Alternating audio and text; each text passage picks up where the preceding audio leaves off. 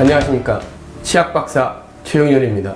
저번에 이어서 좋은 치과 찾는 법, 착한 치과 찾는 법 10가지에 대해서 다시 설명하도록 하겠습니다. 자, 5번째, 집에서 가까운 치과를 찾아라 입니다. 의사가 제일 무서워하는 환자가 누군지 아십니까? 어떤 환자가 가장 무서울까요? 덩치 큰 사람? 그렇지 않습니다. 의사가 가장 무서운 환자는 집에서 병원에서 가까운 환자입니다. 그 환자는 늘 집 가까이에 있기 때문에 그 환자로부터 나쁜 소문이 나면은 여기저기 동네방네 나쁜 소문이 날 수 있어요. 그렇기 때문에 의사가 가장 무서워하는 환자는 집에서 병원에서 가장 가까운 환자입니다. 즉 거꾸로 얘기하면 환자 입장에서는 집에서 가장 가까운 치과가, 가까운 병원이, 가까운 의원이 가장 좋은 병원이고 의원입니다. 왜? 그 의사는 최대한 성심성의를 다해서 진료를 하게 되기 때문입니다. 자, 그러면 5번째 조건, 집에서 가장 가까운 병원을 찾아라. 그것이 5번째 비법입니다. 자, 그러면 이제 6번째 이야기로 들어가 봅시다. 자, 6번째는 5번째와 연결되는 부분입니다. 자, 뜨내기 환자가 되지 말아라. 6번째 비법, 뜨내기 환자가 되지 말아라. 자, 뜨내기 환자는 뭐죠? 오가다가 들어가는데, 우리가 음식점도 뜨내기가 있죠. 단골이 있고 뜨내기가 있습니다. 자, 어떻게 되죠? 단골집을 가면은 하다못해 단무지라도 하나 더 주죠. 그리고 뭐 조금이라도 맛있는 거 있으면 조금이라도 더 주고 음식이 조금이라도 더 정성이 들어갑니다. 자, 뜨내기는 어떻게 되죠? 와도 그만 안 와도 그만, 이런 걸 우리가 뜨내기라고 하죠. 자, 본인이 치과를 찾거나 병원을 찾을 때 뜨내기 환자가 되지 말고 단골 환자가 될 수 있는 곳을 찾아가셔야 됩니다. 자, 그러면 어떤 데일까요? 와도 그만 안 와도 그만인 치과, 그곳은 찾아가면 안 됩니다. 자, 그래서 5번째 집에서 가까운 치과를 가라. 그 다음에 6번째는 뭐죠? 뜨내기 환자가 되지 말아라. 자, 그러면 이제 7번째 조항으로 갑니다. 7번째 방법, 비법 치과를 피하라. 비법이라는 것은 한의학에서, 옛날에는 한의학과 의학은 좀 다릅니다. 한의학은 경험을 통해서 본인이 쌓아놓은 경험에 의해서 비법이 탄생되고 그 비법을 다른 사람과 공유하지 않습니다. 그렇기 때문에 한의학에는 비법이라는 게 존재할 수 있습니다.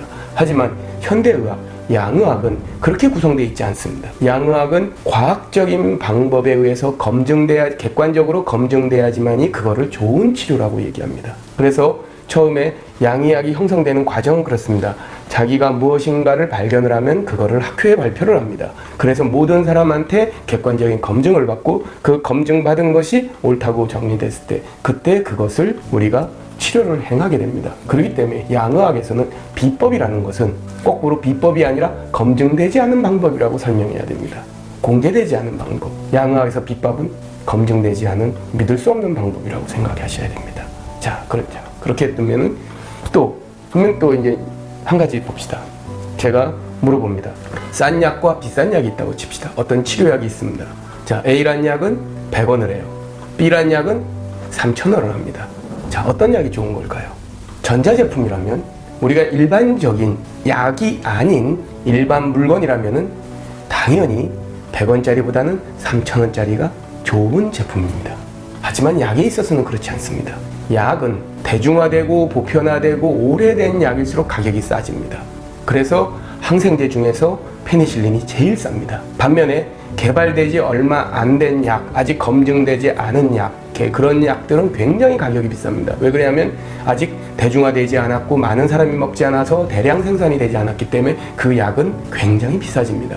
그래서 의료에 있어서 약은 싼 약일수록 부작용이 적습니다. 왜? 이미 대중화되어 있고 많은 사람이 썼기 때문에 이미 부작용이 많이 걸러진 거죠. 그래서 약만큼은 싼 약이 비싼 약에 비해서 좋은 약입니다. 역시 한의학하고 다릅니다. 한약 재료는 비싼 재료가 좋은 약이겠죠. 하지만 양의학에서는 싼 약이 좋은 약입니다. 그리고 이미 그것이 부작용이 적은 약이죠. 자, 그래서 7번째는 비법 치과는 피하라 입니다. 자, 그러면 이제 8번째로 갑니다. 8번째는 7번째 준에서 들어옵니다. 자, 급속한 치료는 피하라. 빨리는 피하라. 빨리 치료해달라. 하루에 모든 걸 끝낸다. 자, 어떤 치과에 갔더니 이 치료를 하는데 뭐하고 하면은 적어도 1주일에서 2주가 걸립니다라고 얘기했어요. A란 치과에서. 자, B란 치과를 갔습니다. B란 치과에서는 하루에 끝낼 수 있다고 합니다. 자, 그러면 이거를 자동차 고치는 거나 핸드폰 고치는, 스마트폰 고치는 거라면은 물론 하루에 고치는 데가 유능한 데겠죠. 하지만 사람은 자동차도 아니고 전자제품도 아닙니다. 사람은 힐링이라는, 힐링, 즉 낫는 기간이 필요합니다. 그렇기 때문에 적당한 시간과 기간이 필요해집니다. 그래서 빨리 끝내고 급속하게 끝내는 것, 결코 좋은 치료가 될 수가 없습니다. 그래서 치료는 보편화된 치료, 기간도 보편화된 기간. 왜? 우리가 아침 먹고 저녁 먹고 점심 먹을 때까지 시간이 필요하듯이, 그리고 우리가 아기를 낳는데 누구나 다 10달이 필요합니다. 빨리 나오고 급하다 그래서 7달 만에 난 아이가 10달 채우고 난 아이하고 똑같을 수 있을까요? 절대로 그럴 수 없습니다. 똑같습니다. 치료도 기간이라는 것이 필요합니다. 그래서 치료를 받을 때 급속한 치료, 하루에 모든 걸 끝낼 수 있다. 어떤 치과 갔더니 일주일 걸린다 그랬는데 그거를 나는 하루에 끝낼 수 있다는 치과, 그거는 결코 좋은 치료 방법이 되지 않을 수 있습니다. 연예인 치료법이라는 방법이 있습니다. 연예인 치료법은 뭐죠? 연예인들은 특성상 그 시기에 그 프로그램 그 시간에 촬영을 하지 않으면 안 됩니다. 그렇기 때문에 수단과 방법을 가리지 않고 무조건 목적을 이루어야 됩니다. 그럴 때 우리가 극단적 방법을 사용을 합니다. 그거는 급이 떨어지는 치료의 수준으로 갈 수밖에 없습니다.